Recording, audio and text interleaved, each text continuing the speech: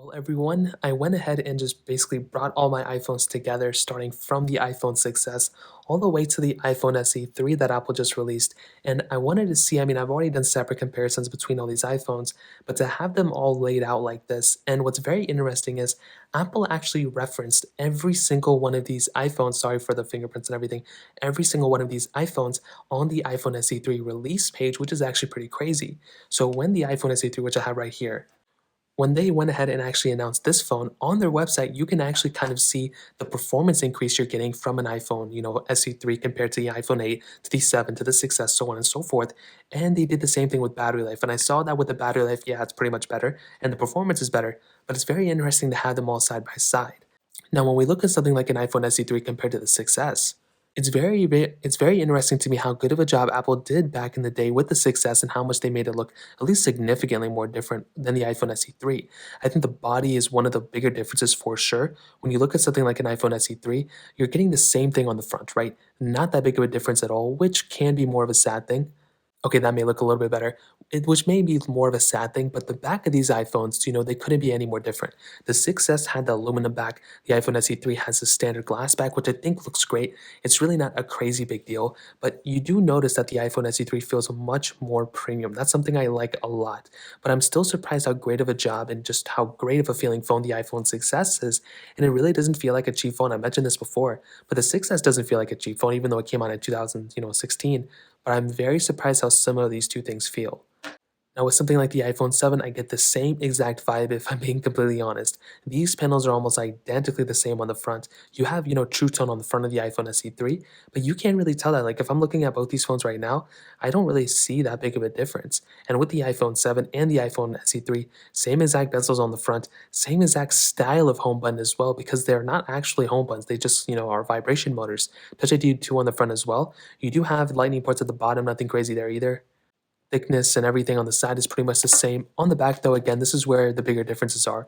And this is where the iPhone 7 actually kind of is pretty interesting because we do have the jet black version of the iPhone 7. This isn't really, I don't know what's going on with the camera. This isn't really a glass back on the iPhone 7. It's more so a, kind of like a polished, I don't even know what the color term was. But again, they kind of look the same. But the iPhone 7, in terms of the standard models like the aluminum models, they don't feel as good as the glass back on the iPhone 8. You don't have wireless charging on the iPhone 7, but you did have IP certification, which was nice. This was technically, I think, the first iPhone to have certified IP certification, which was nice. The iPhone SE3, on the other hand, does have IP certification as well, and that has wireless charging too, which is really cool. Now, this is where things start getting crazy. The iPhone 8 came out in 2018, okay? The body of the iPhone 8 and the body of the iPhone SE3 are almost identical. If not, they are the same exact thing. If anything, the Apple logo on the bottom is just lower down a little bit. They both have the same type of panel on the front. They both have True Tone capability, which is always good to see. I like having True Tone. You can go and enable True Tone right there, and that's a really cool thing to have. I like having that type of stuff, but the panels are almost the same exact thing. As I mentioned before, when you're having one phone to the other, they're almost exactly the same thing. You're not upgrading because of the panel. The bezels on the top and bottom are pretty much the exact same thing as well as I mentioned. The sides of these phones are exactly the same as well, like I mentioned before. And the back of these phones are exactly the same. So what are you getting when you're going from an iPhone 8 to an iPhone SE3? Well, you're getting a little bit of better battery life and you're getting better performance on something like the iPhone SE3 as well. So, and you're getting a longer lasting phone on the SE3. So yeah, it's good. I like those types of things, but I'm still surprised how the iPhone 8 is competing against the iPhone SE3. It's very, very crazy to me.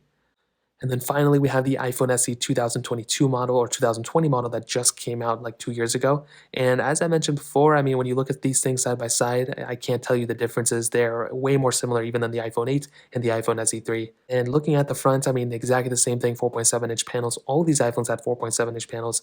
Touch ID on the front, which is awesome. Then it's identically the same for the most part as well. And on the back, who'd have guessed it, exactly the same type of setup. The only way you're even going to tell from an iPhone SE3 and an iPhone SE2 is if you go and check the serial number or anything like that. But the coloring is a little bit different. You can't even barely tell with the camera. But this iPhone SE3 is just slightly more like gray, in terms of like a darker, little whiter than the iPhone SE2. Other than that, you're not going to be able to tell that big of a difference. They're pretty much exactly the same thing. So now we've kind of talked about, how these iPhones kind of compare one to one, compared to the outside. But I've seen a lot of questions, which iPhone should you go and upgrade from, to an iPhone SE3? And to break that down, let me go and kind of do you like this. I personally do think going from any iPhone to the iPhone SE3 isn't a bad deal. I think it's a worthwhile upgrade for sure. If you have any of these older iPhones, going up to the SE3, it's not a bad upgrade. It's faster, it's going to last longer, and those are the main things you'd probably want from a phone. But I'm going to tell you, this would not be the first iPhone I would recommend you to buy. If you have something like an iPhone 6s, which I'm sure was a great phone when it first came out. This is not, a flagship anymore. So because of that, going from, and you're in a good situation, going from an iPhone 6s even to an iPhone 10R, which came out in 2018, is a pretty big upgrade in my opinion. So I would recommend going from an iPhone 6s to an iPhone 10R, which would be a cheaper upgrade, and you would be able to save some money that way, and it won't be like this crazy, super expensive upgrade. $429 for this is still pretty expensive, but you can get an iPhone 10R for less than $300.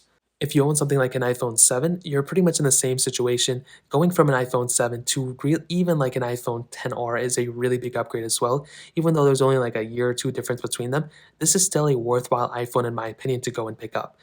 In terms of picking up an iPhone 10R, going from an iPhone 7 to a 10R is a really big upgrade as well. If you have the money, going up to an iPhone 11 would be even better, but that's probably my first assumption of where I would recommend you to upgrade to. Now, with the iPhone 8, this is where things get a little bit more interesting. So, I would probably recommend not going from an iPhone 8 to an iPhone SE3, in my opinion. I don't think it's a really that big of an upgrade. You're going to be getting pretty much exactly the same phone. Yes, it's faster. Yes, it's this and that. But all these iPhones that I listed here are still supported with software. So, because of that, you're not necessarily going to be getting a phone that's going to be lasting insanely amount longer or getting more features than you are getting now. They're still supported with software, and the iPhone 8 is still going to be supported for a little bit of time too. So you'll be in a much better situation if you go and pick up something like an iPhone 11. This is where I would probably start going for the brand new iPhone route, but the iPhone 11 route. Yes, it has an older chipset than the iPhone SE3, but you are going to be getting a much better experience from a phone from something like an iPhone 11 than on something like an iPhone SE 3rd generation. That's probably the best way I can put it. Now, the iPhone SE2, this is pretty much, again, I wouldn't even go to an iPhone 11 at that point. I would recommend going up to something like an iPhone 13. If you have an iPhone SE3, going up to something like an iPhone 13, I think, especially in the used market, may be the best case scenario for you. I think the iPhone SE2 still has a lot of power within it. I don't think it was necessarily worth $399. That's why I kind of think the iPhone SE3 isn't really worth $429. But I think this iPhone, if you have it and you're wanting to upgrade, get the SE3 if you want to. But I wouldn't personally do that. I would go from an SE3 even to an iPhone 11, to be honest. I think that iPhone may be a little bit better in most areas as well. And that kind of takes us to this iPhone. And to be honest with the SE3, I probably will. It really depends. If you're coming from an iPhone 6s, then by all means go for the iPhone SE3. But if you have an iPhone 7, 8, or SE2, I probably wouldn't recommend going up to a phone like this. It just doesn't really make too much sense. If you're coming from no phone, then, obviously do it. But if you have an option, I'd recommend buying an iPhone 11 or an iPhone 10R. So that's kind of the best way I can put it, to be honest. If you have any other questions or anything like that, let me know in the comment section below. Hit the like button, that would mean so much, but definitely hit that subscribe button. More importantly than everything else, I love every single one of you guys. Hopefully I'll catch you guys in the next video. Peace out till then.